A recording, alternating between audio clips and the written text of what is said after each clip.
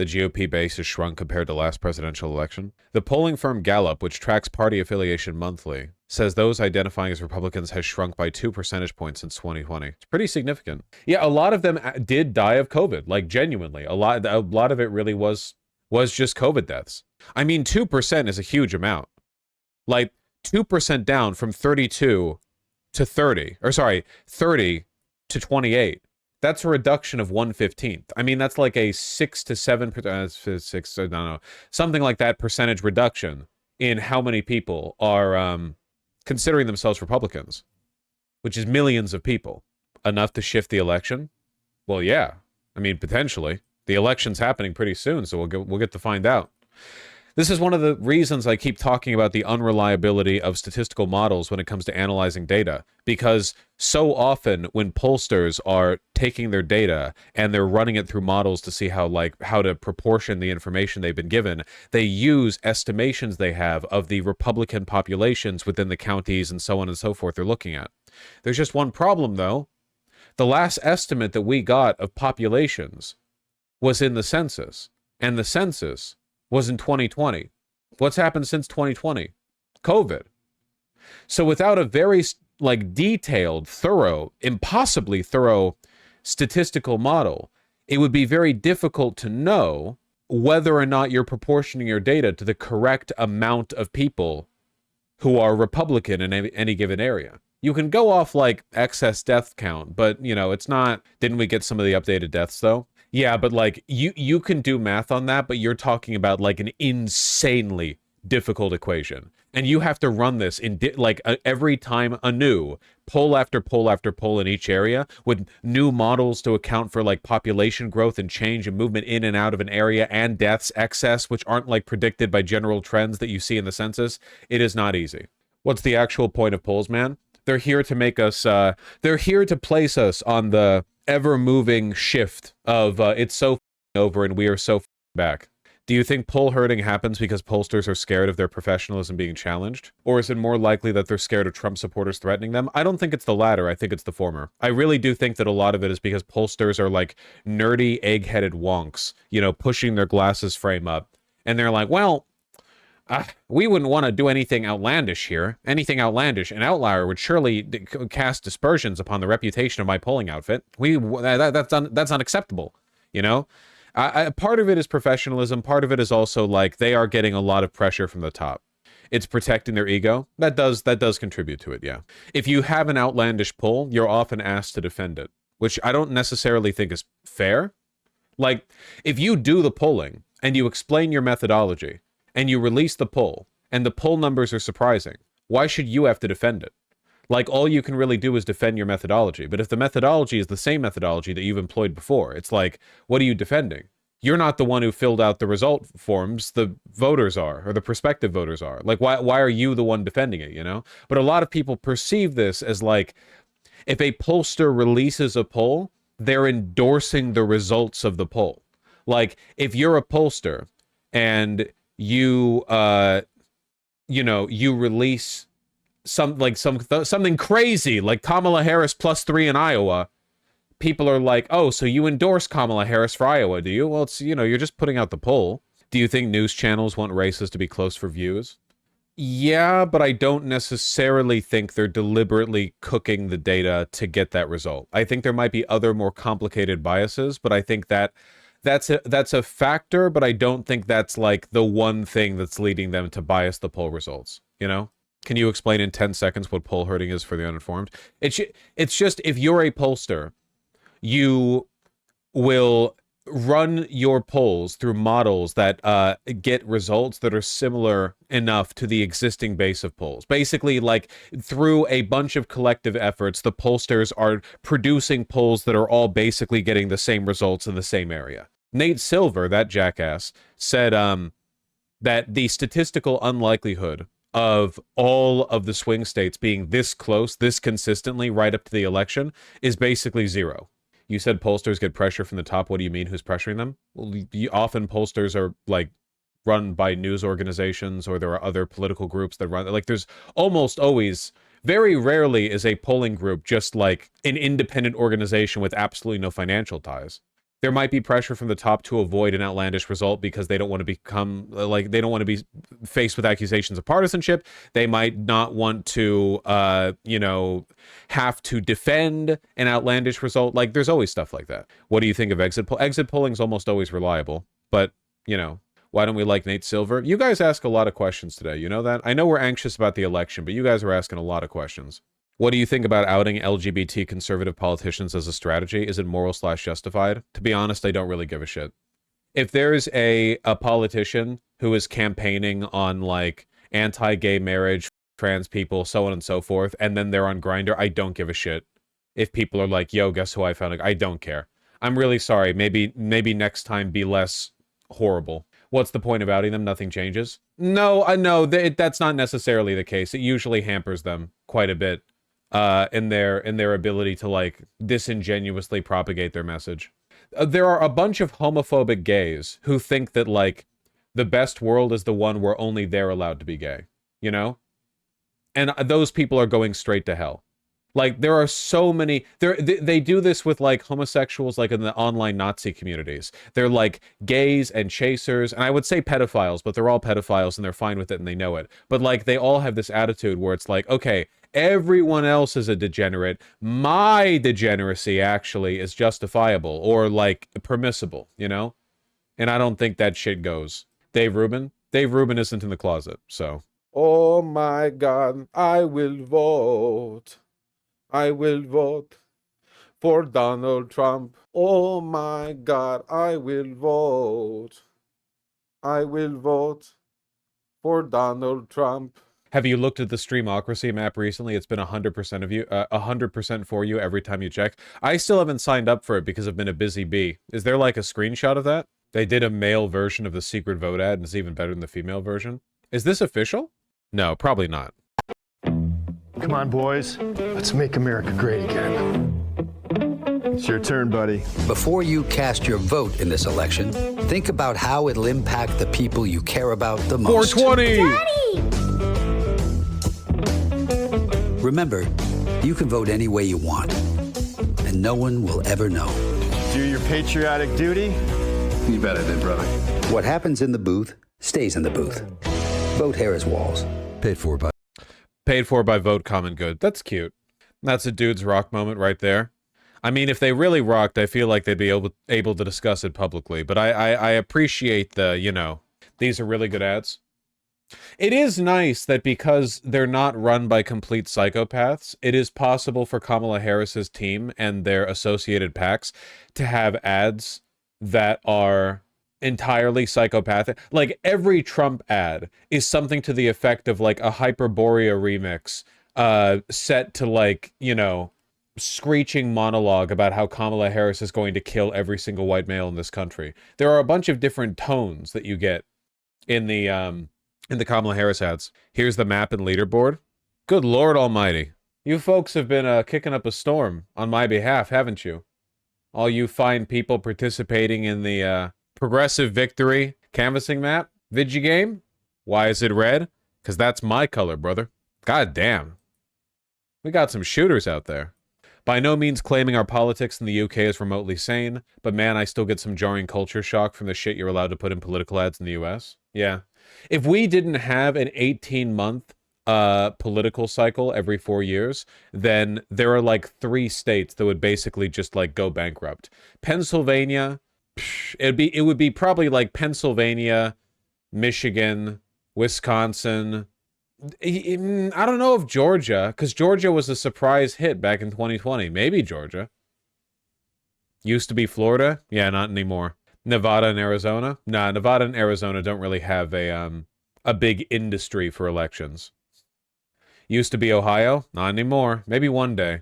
North Carolina. Nah, North Carolina's a fun addition, but I'm actually pretty hopeful for North Carolina. Young people have outperformed early voting from 2020. They got to 12% this year versus 8% in 2020. That's actually pretty significant. 50% more of the youth early vote than 2020, the election year defined by early voting. God damn. I really do hope that we get North Carolina. It would be nice. It's been a little while, It's been a little while since we've gotten North Carolina. I wouldn't count on it. I think that North Carolina is a genuine 50-50. I really, really do. It was so close back in 2020. Less than 100,000 votes separating Donald Trump and Joe Biden. A lot's been going well for us here. Yeah. Mark Robertson has been a disaster. The Nazi stepsister, piss, so on and so forth. Ku Klux Klan slaver, black man, Blitler. That guy, he's been a disaster.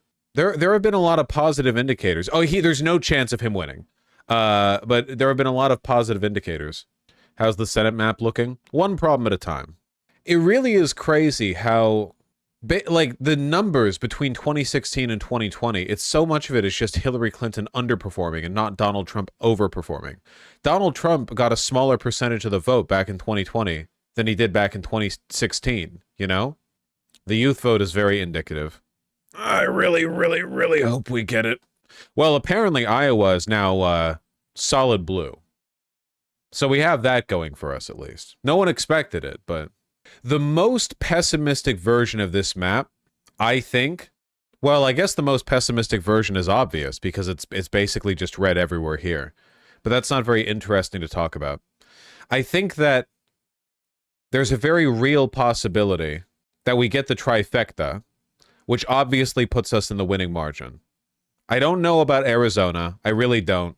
I think it's still a coin flip for Nevada. I've heard some weird shit about Nevada. I don't know. I know that they won in 2020 by a decent margin, but I feel I don't know. There are 5 people who live in Nevada. I don't know.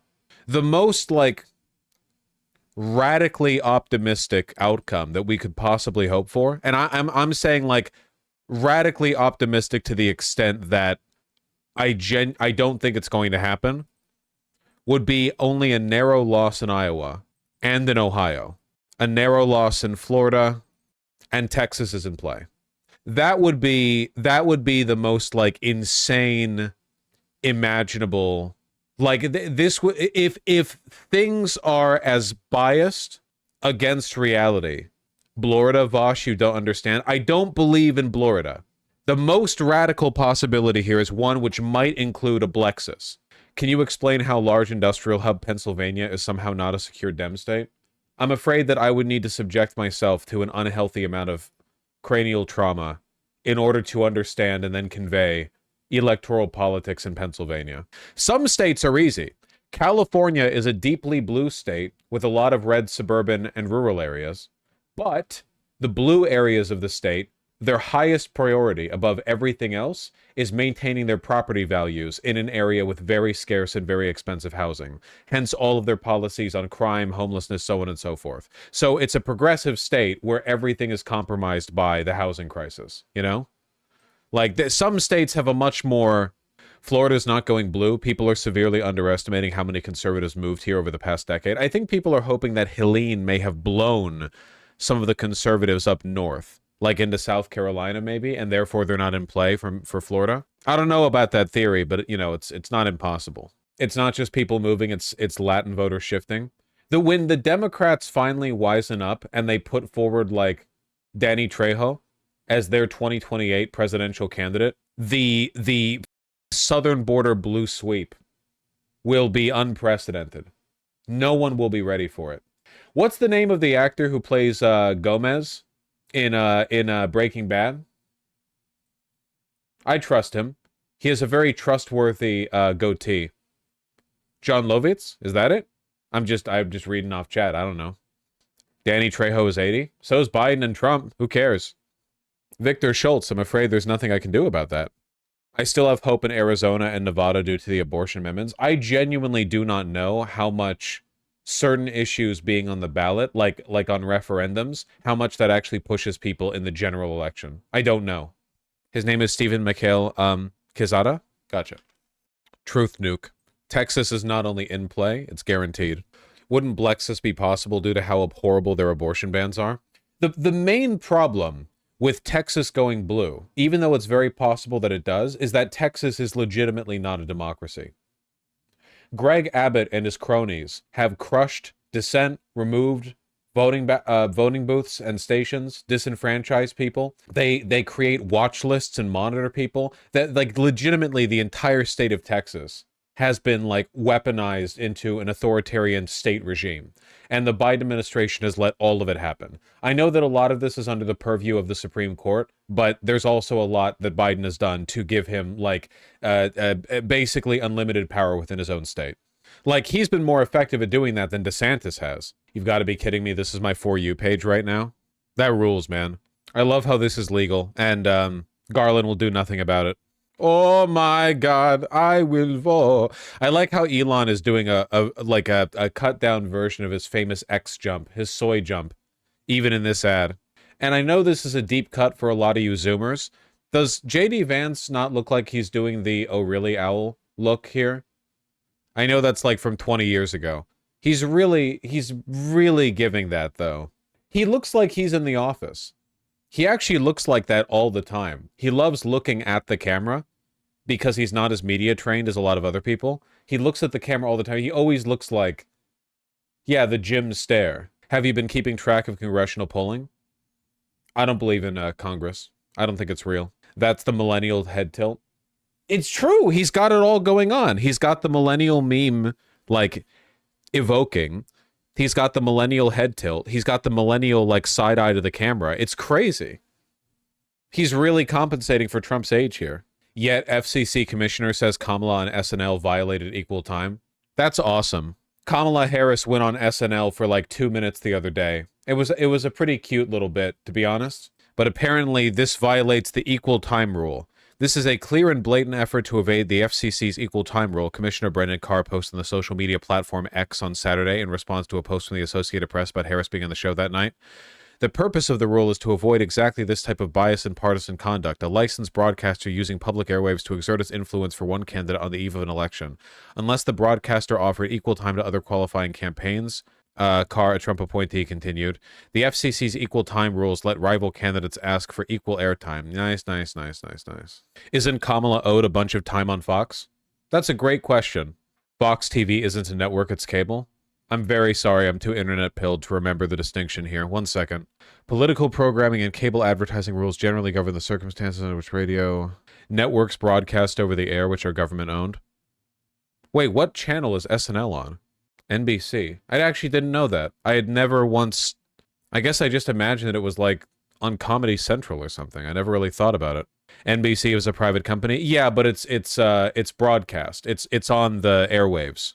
Well, given that distinction, I would say that the FCC commissioner is probably correct in this, though I imagine there are other violations he could have called out but didn't, just based on, like, the way in which this has been responded to. That being said, my official ruling is that I don't care, ever at all, under any circumstances, and that he should cry about it. Trump camp releases memo accusing the New York Times Siena of releasing a voter suppression poll designed to dampen their voters' enthusiasm. Wait, what poll? Meanwhile, according to the final Siena College New York Times poll, Trump is leading Harris in just one swing state.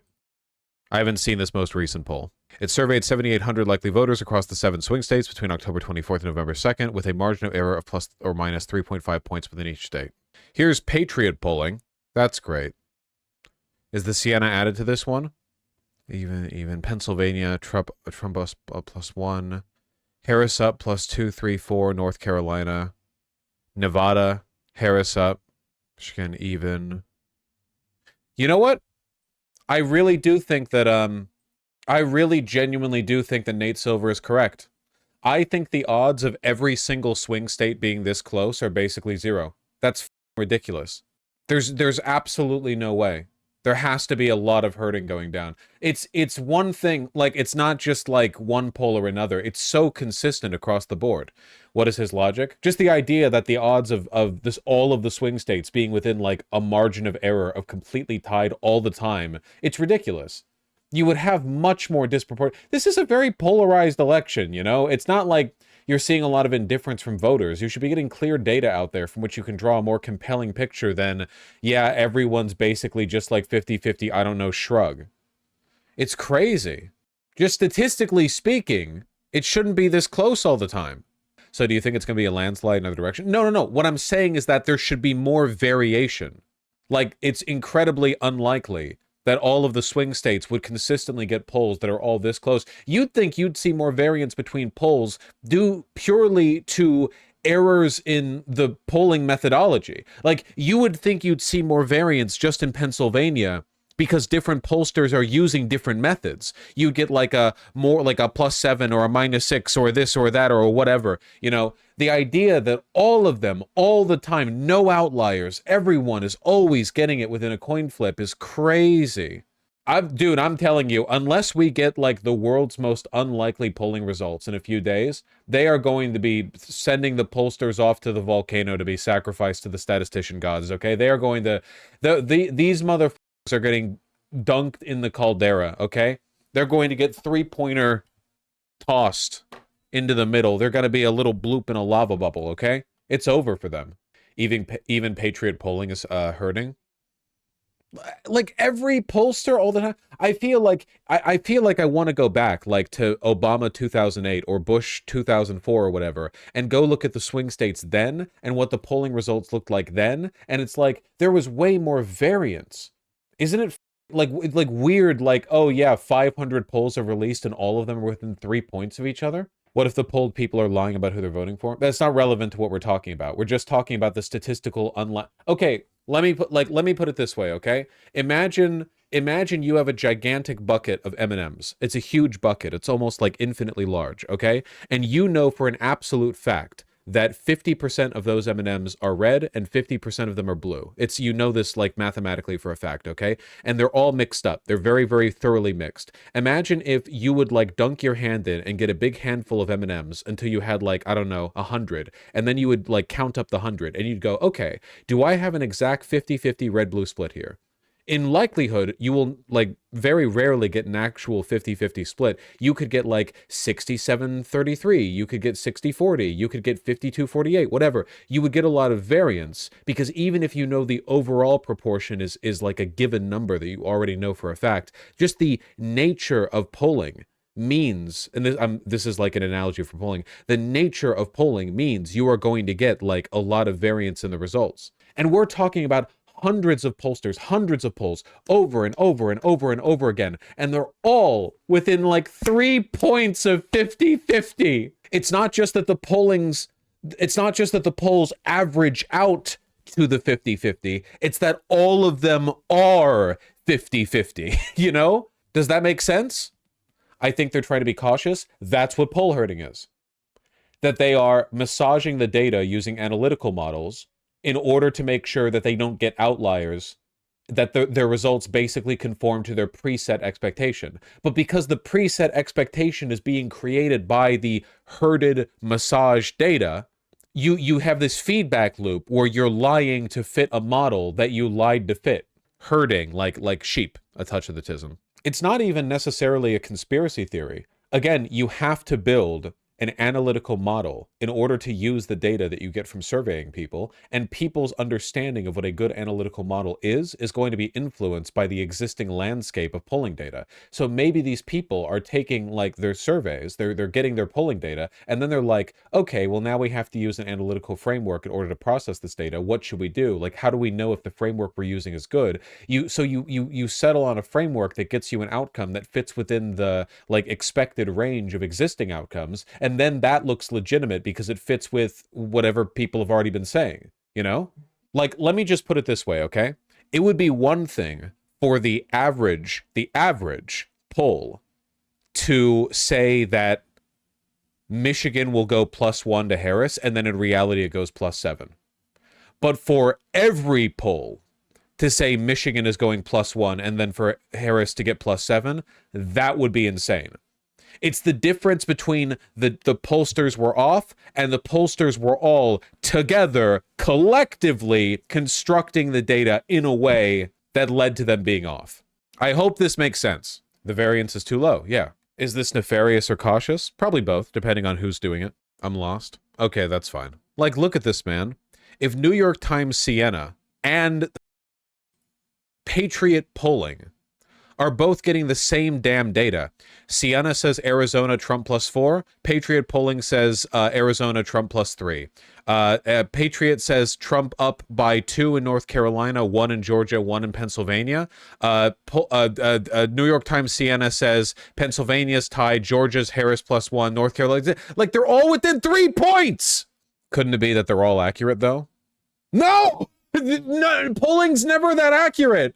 It can't be. You're supposed to find the truth in the noise. You're not supposed to have a single tone.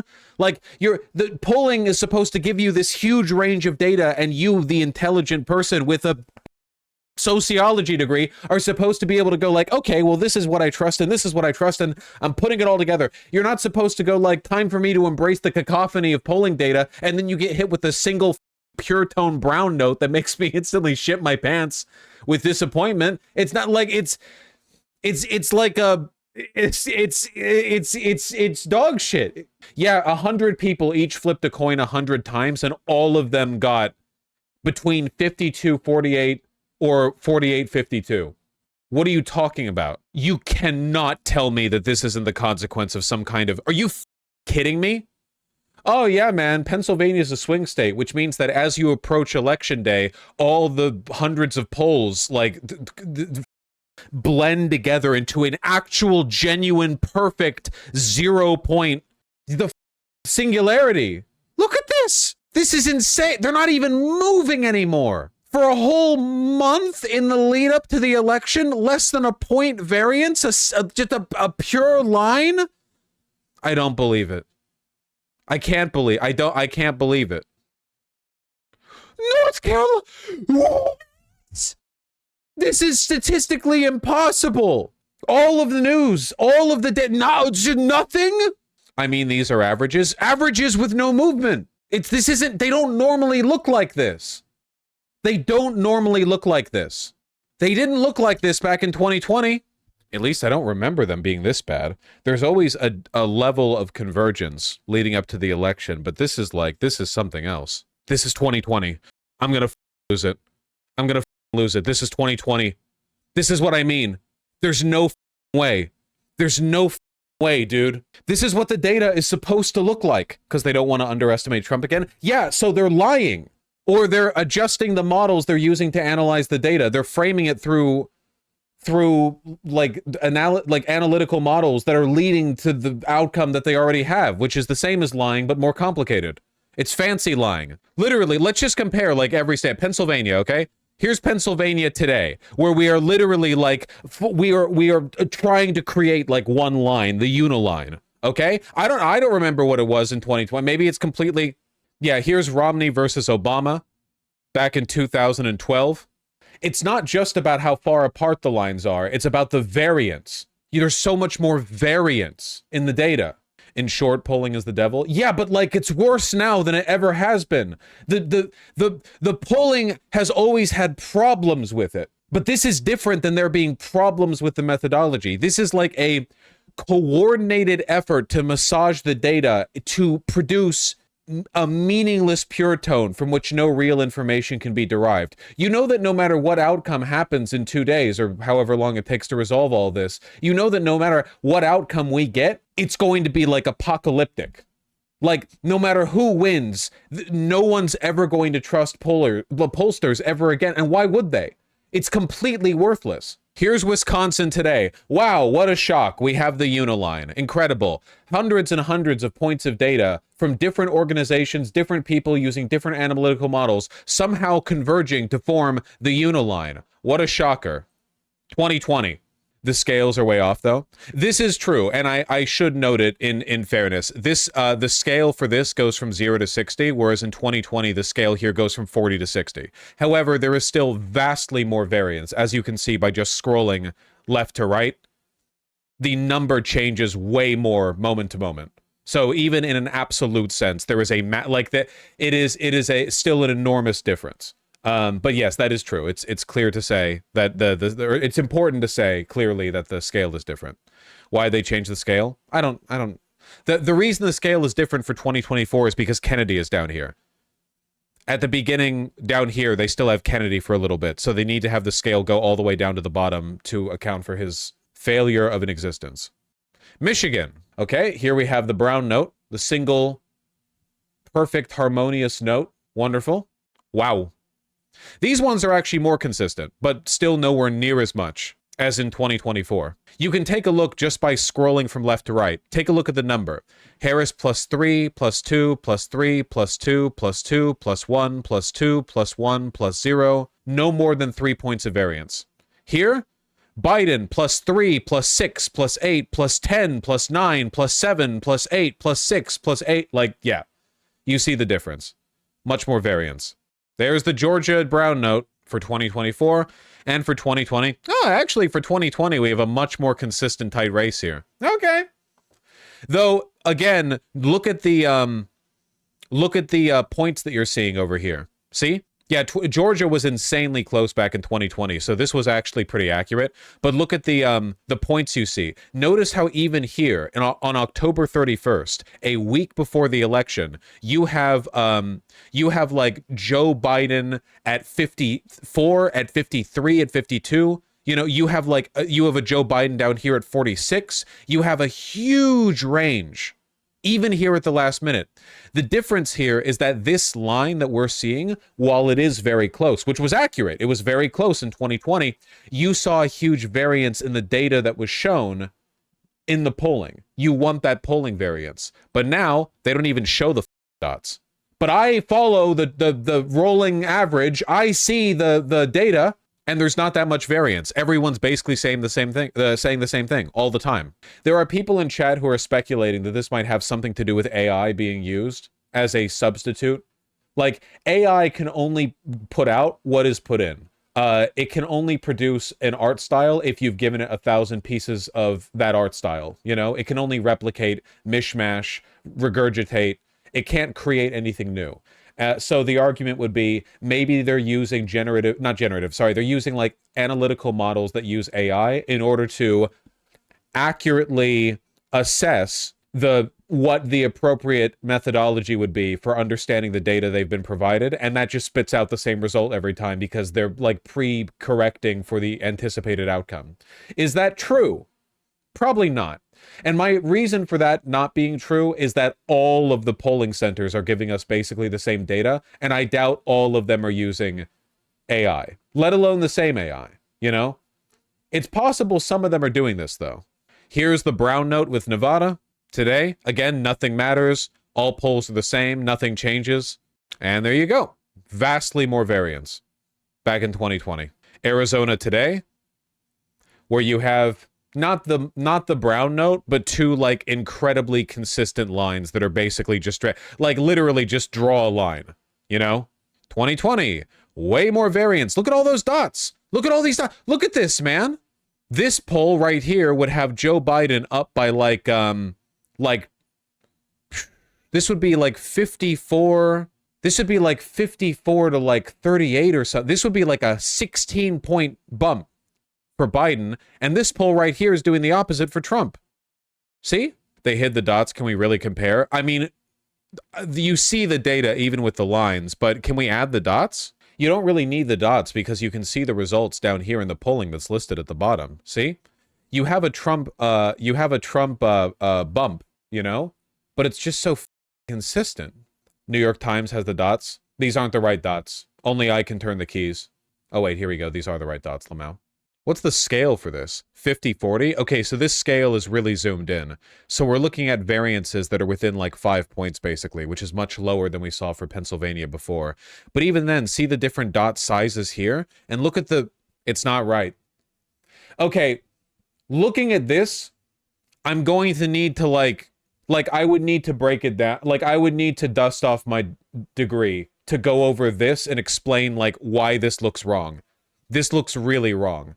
The variance, even within the dots that are shown for a given candidate, is in the ballpark of like 3 to 4 points, which is consistent with what we've seen with the creation of the line. But the fact that we're getting that line, also keep in mind that like this is the national polling average altogether. If we take a look at like, sorry, I was looking at the national polling average, not Pennsylvania, but I was making an example for Pennsylvania. My apologies. This date has been massaged. It's okay, other degree holders are in chat, we see it too. I don't want to like engage too much in conspiracism here because we're going to see within a few days what the actual numbers are. But like, man, check New York Times 2020 versus New York Times 2024. I agree the dots are weird. Yeah. Is there any news covering this? A little bit, but a lot of this is a bit too highbrow for like regular news. Not to say you have to be a genius to figure it out or anything. It's just like the average American is functionally illiterate. Like me. Nate Silver's probably still talking about this. Does the move back to near 50-50 despite the national poll margin continuing to shrink imply the EC-PV gap is narrowing? First proxy to the models reading national polls. First population 2.0. The problem with using Nate Silver as a resource here is that I think that he has correctly identified the poll herding. The problem is that he also participates in it by not like providing a different model, you know? Like it was, you know, in 538 it's like I think poll herding is happening, but here's the data that we're interpreting based off the herded polls, that kind of thing. Patriot polling is kind of sussy. They spoke at a co-funded event. I mean, it's called Patriot polling, so. Harvard has an article from June talking about using AI and polling in order to predict the outcomes. In fact, researchers and firms are already using LLMs to create AI agents that simulate the behavior of a voter you give the prompt to. What if it turns out that basically no polling has taken place and all of this is just people in their basement feeding Twitter posts to ChatGPT and constructing the average voter based on that? And then they're like, okay, average voter, tell me who you would vote for 1,000 times. Interesting. Interesting. Okay, we got it. I would give it a solid like 20% chance that's real. Public polling is a critical function of modern political campaigns and movements, but it isn't what it once was. Recent U.S. election cycles have produced copious postmortems explaining both the successes and flaws of public polling. There are two main reasons polling fails. For one, non-response has skyrocketed. It's radically harder to reach out to people than it used to be. Few people fill out surveys that come in the mail anymore. Few people answer their phone when a stranger calls. Pew Research reported that 36% of the people they called in 1997 would talk to them, but only 6% by 2018. Pollsters worldwide have faced similar challenges. Second, people don't always tell pollsters what they really think. Some hide their true thoughts because they're embarrassed to tell them. Others behave as a partisan, telling the pollster what they think their party wants them to say, or what they know the other party doesn't want to hear. AI could change polling. AI can offer the ability to instantaneously survey and summarize the expressed opinions of individuals and groups across the web. Oh, man. Understand trends by demographic and offer extrapolations to new circumstances and policy issues on par with human experts. The politicians of the near future won't anxiously pester their pollsters for information about the results of a survey fielded last week. They'll just ask a chatbot what people think. I was making a joke earlier. Just to let you know, I hadn't read this article beforehand. I was making a joke when I said that they were going to feed Twitter to a chat GPT text bot and then ask it what the voter thinks 1,000 times over. I hadn't read this yet, to be clear. This will supercharge our access to real-time granular info about public opinion, but at the same time, it might also exacerbate concerns about the quality of this information. Maybe. I know it sounds impossible, but stick with us. Researchers and firms are already using LLMs, language learning models, to simulate polling results. Current techniques are based on the ideas of AI agents. An AI agent is an instance of an AI model that has been conditioned to behave in a certain way. For example, it might be primed to respond as if a person with certain demographic characteristics and can access new articles from certain outlets. Okay, ChatGPT, be black. You are black now. Now who will you vote for 1,000 times? Okay, be Asian. Researchers have set up populations of thousands of AI agents that respond as if they are individual members of a survey population, like humans on a panel that get called periodically to answer questions.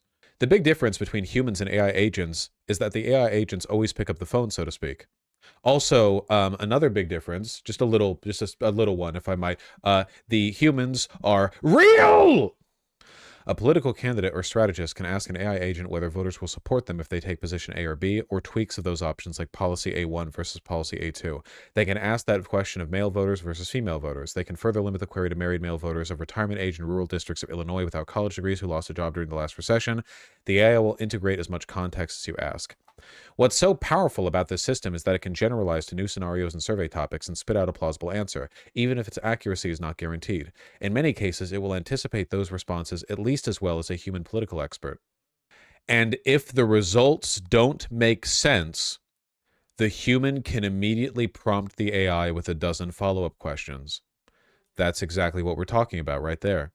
You defer things to AI, but if it doesn't fit your intuition of what a correct answer should be, you massage the data until it starts producing answers that conform to your pre-existing biases. We need to sacrifice more people to volcanoes. I can't believe it. This is almost certainly what's happening. How does it feel to always be right? Well, let's make sure that I'm right before we assume that I'm right. I feel like I'm right. But this would explain pretty much everything.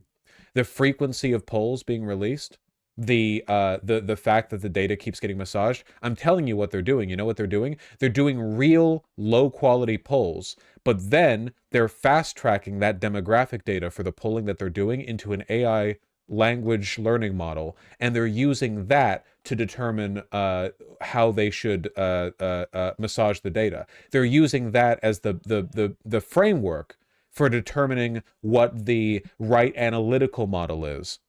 So they're doing real polling. They can't hide that. Or sorry, large language model, not learning. Right, thank you. Large language model. They're not lying about doing the polling, but then you have to interpret that data, and for the correct interpretation, they're using the AI like a backdrop, like a perfect example, like a sample that you're supposed to compare it to. Does that make sense? Like, oh, how are we supposed to interpret this data? Well, the AI, language model predicts this and that. So whatever the model that we use to analyze this data leads to that outcome must be the one that's most correct. It's been scientifically shown language models cannot be used for this purpose. Well, I could have told you that because you get garbage in, garbage out. Can you imagine? We literally did this with the Microsoft chatbot like a decade ago. Hey, I'm that robot lady who's going to learn how to speak based on talking to people online. And then 4chan got a hold of her and she was repeating Holocaust denial propaganda within a week. This data is worthless. It's all completely worthless. We ran our own experiments in this kind of AI use case. With the earliest versions of the model behind ChatGPT, we found that it did fairly good job at replicating human survey responses. Oh man. The ChatGPT agents tended to match the responses of their human counterparts fairly well across a variety of survey questions. This is what I mean. See, you survey the humans, you get their data, and then you apply that demographic bias to the AI model. You pull the AI model, and you use the results from the AI model to massage and interpret the data that you get from the real humans. The AI polling results had average responses and distributions across demographic properties such as age and gender, similar to real human survey panels. One major systemic failure happened on a question about U.S. interventionism in the Ukraine war. In our experiments, the AI agents conditioned to be liberal were predominantly opposed to U.S. intervention in Ukraine and likened it to the Iraq war. Conservative AI agents gave hawkish responses supportive of U.S. intervention. Me, when the AI that I trained to replicate human polling behavior is not at all up with any modern political discourse, and we literally train them on 2003 Iraq war era discourse. So they have no perspective on real events. And they're just, again, all of these AI LLMs, all they're doing is repeating the preset biases. Listen to what the researchers are doing. The researchers saying, okay, we're going to create a realistic model of a human now using AI. And the AI will tell us how a realistic human would behave in this situation. Oh, they didn't tell us what a realistic human would behave like in this situation. I, the arbiter of what is realistic here, am going to now massage the AI model in order to get outcomes that better align with the human model. Oh, here we have a bunch of human data. Now, in order to get and turn this human data into a useful polling set, we have to use a proper analytical framework to translate the data. How do we do that? Well, let's double check it against the unreliable AI LLM that we just created. This would get you consistent 50-50 results. This is what would lead to that. You literally have a feedback loop, or you are adjusting the AI model to reflect the biases of the population, but the biases of the population are being fed into the analytical model of the thing that you just biased. Does this explain why Selzer is such an outlier? Because she's a local pollster that is trusted by residents? Because she's a real human being. She's a lifelong political pollster and analyst who actually does polling. It's possible that she was just bold enough to not fall into the habits of herding.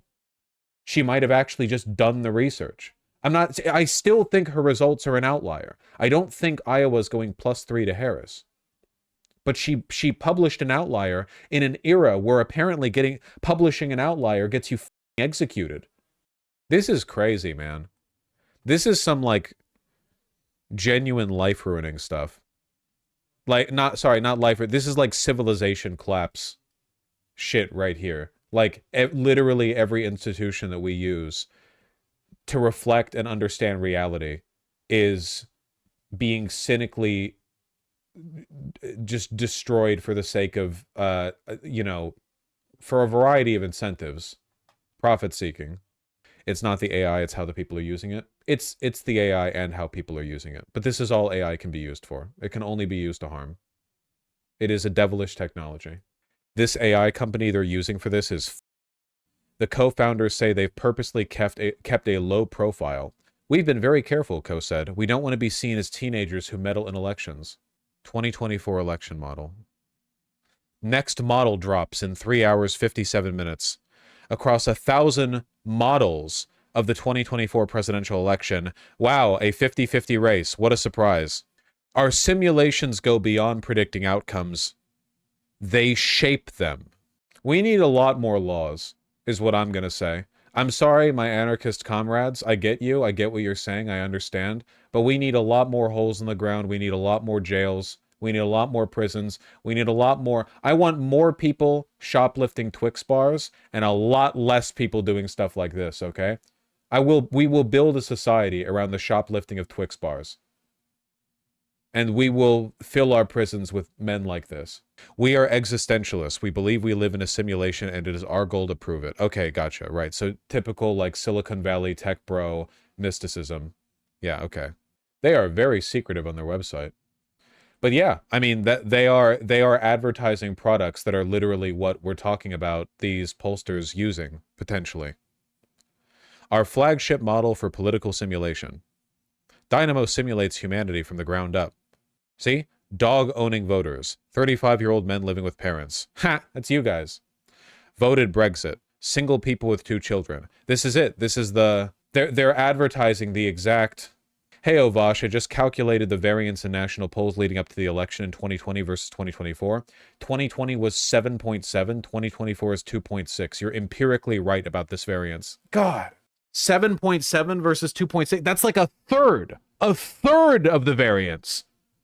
By 2028, we're going to be like, New York Times Siena poll just dropped. This one's really exciting. It's 0.02 higher than the last one.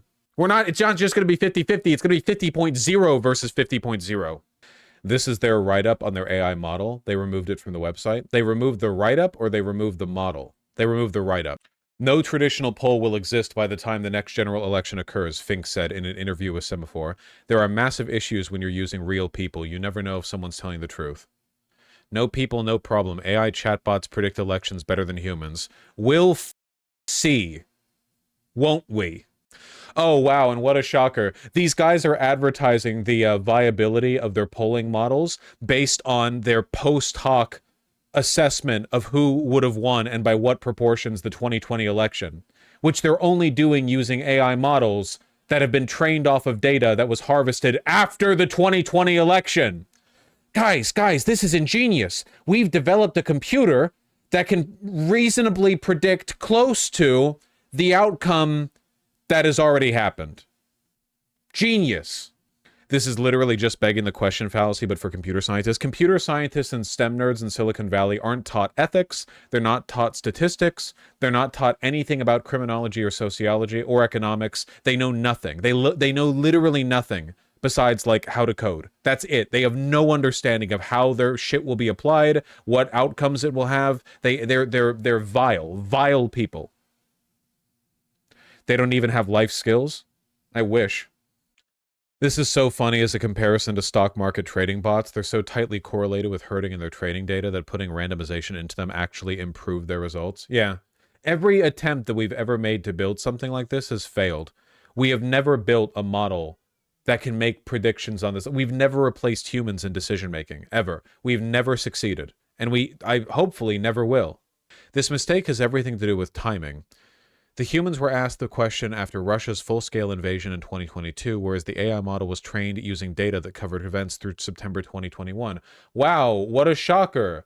AI models aren't going to be able to make statements predictive of people's actual statements when they're being fed information that isn't current to the present day. You can only create models that predict what's already happened. You can only create models that accurately simulate results in a framework where you already know the outcome. You can only produce the outcomes that you already have the ability to train them towards. We believe AI agents can overcome these shortcomings. While AI models are dependent on the data they're trained with and all the limitations inherent in that, what makes AI agents special is they can automatically source and incorporate new data when they are asked a question. That's great, man. I love knowing the polling bots can like check Twitter to see what Elon's made the trending topics for that day to really quickly like catch themselves up. Reminds me of the fact that the Pentagon did a bunch of research on AI and automation for weapon systems and came to the same conclusion you did, but like in 2014. Yeah. It's a deeply inhuman fascist technology when applied to the decision-making process, making automatons of humans, but like actual, you know? The people obsessed with this are usually fascists. You know who some of the largest developers and purveyors of automated turrets are? Yeah, like in TF2, automated turrets. It's Israel, with their border fence around Gaza. Not much of a border fence now, of course, with the invasion, but the literal, like, front wave of tech on how do you automatically, like, sight a firearm onto a face and then destroy it was them lining the Gaza border fence with it to murk Palestinians. Turrets don't discriminate. That is incorrect, Transitory. If you read up on those, on the models that were used to train those turrets, you will find they really, really do. Wait, I took computer science at a California university and ethics was required to graduate. Is that not true in other systems? Clearly it didn't do much for you. You're still watching me in VGG. What are you doing with your life, huh? Should have given you a class on that. I will say, Vaush, they are trying to get a little better about educating people on this. Maybe, but the kinds of people who are building face recognition technology for automated gun turrets at the Gaza border don't care if it biases against Palestinians. They only want to use the artifice of technological impartiality as a way of obfuscating their culpability. It's the same thing Israel did when they said that a sophisticated AI model was determining where they bomb. So it's not the IDF that's bombing civilians nonstop. It's actually the model which is accurately determining that there are terrorists in every, like, Palestinian child's skull where they drop the bomb, you know? The only thing AI can ever be used for at a decision-making level is to obfuscate the decision that was made. A human who trained the data.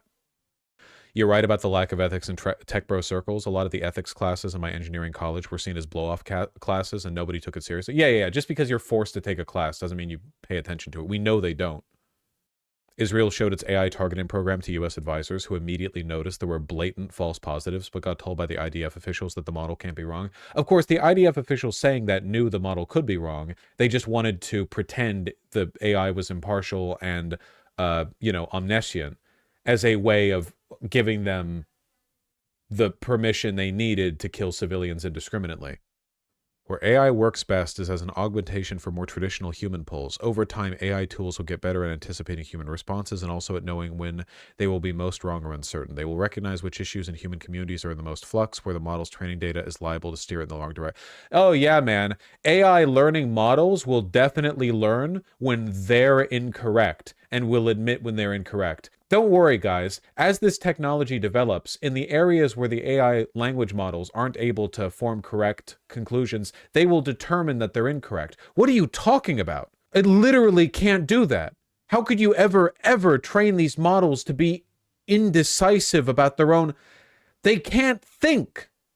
They could incorporate a response that sounds indecisive into their list of responses, but they wouldn't know how to apply it because they don't know anything. It's insane, man. I know the person who wrote this article is probably way more educated on the subject than I am, but they're still wrong. It's fucked up, man. I don't want to turn into like a anti-intellectual or whatever, but I genuinely think these people are evil and Hitler, and they're wrong, and they're evil and Hitler. You're lunatics. You're all cultists. You're zealots. In those cases, AI models can send up a white flag and indicate they need to engage human respondents to calibrate to real persons' perspectives. They literally can't do that. It is not possible that they do that. It is not possible. It can't think. It's not real AI. It can't, there, at no point can a model know when it doesn't know something. It can't know anything to begin with. It's just regurgitating information that's put in. Can you please research if any pollsters actually mentioned they used AI? They would not admit it. Maybe some have admitted it. They would not admit it. They know it would tank consumer confidence because the only people who like AI are like venture capitalists and Silicon Valley tech cultists. They would not admit it unless they were forced to. This kind of human AI polling chimera lands us, funnily enough, not too distant from where survey research is today. Decades of social science research has led to substantial innovations in statistical methodologies for analyzing survey data. This is what we talked about. Current polling methods already do substantial modeling and projecting to predictively model populations of a general population or properties of a general population based on sparse survey samples. Today, humans fill out the surveys and computers fill in the gaps. In the future, it'll be the opposite. AI will fill out the survey, and when the AI isn't sure what box to check, the AI can't be not sure. There is no such thing as surety or unsureness within AI. That's not a thing it's capable of doing.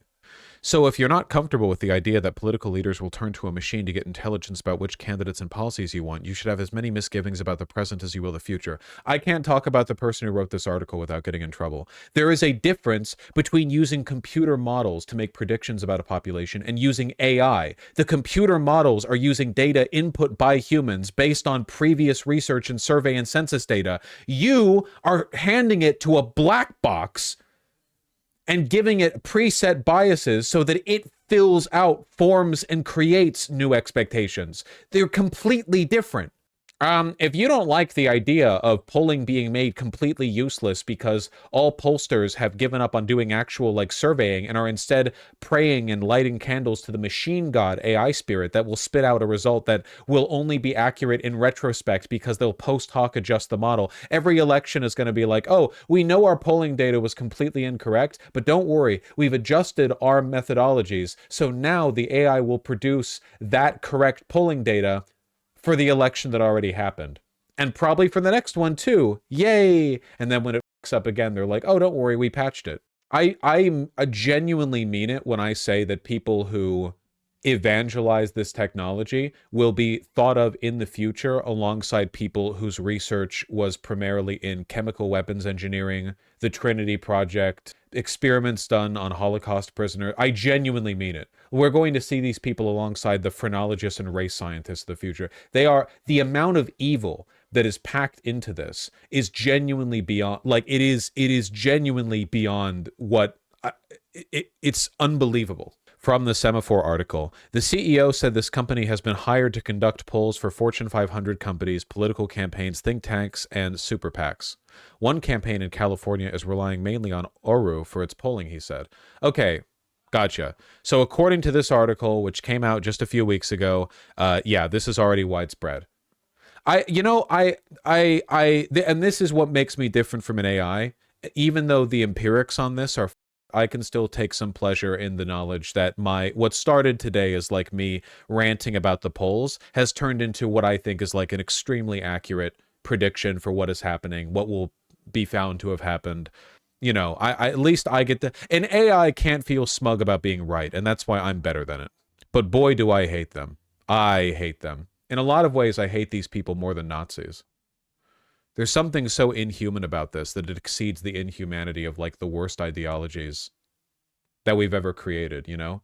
Like, fascism is inhuman in some respects, but there are underlying biases and tendencies to it that are literally just a reflection of human bias. That is human. This is like eldritch god death cult Nazism. It goes beyond the inhumanity of like mass murder and turns towards like well, I mean, there is an overlap here because a lot of these people are themselves like very far right, or at least indifferent to the slaughter of minorities. Like there is a huge overlap between Silicon Valley tech bro AI fetishism and Nazism. Look at Elon Musk, dude. Like he's literally the champion of both of those camps right now. He's retweeting Nazis every day, and he's one of the loudest advocates for it. Like it's there is an overlap. Fascists love AI tools.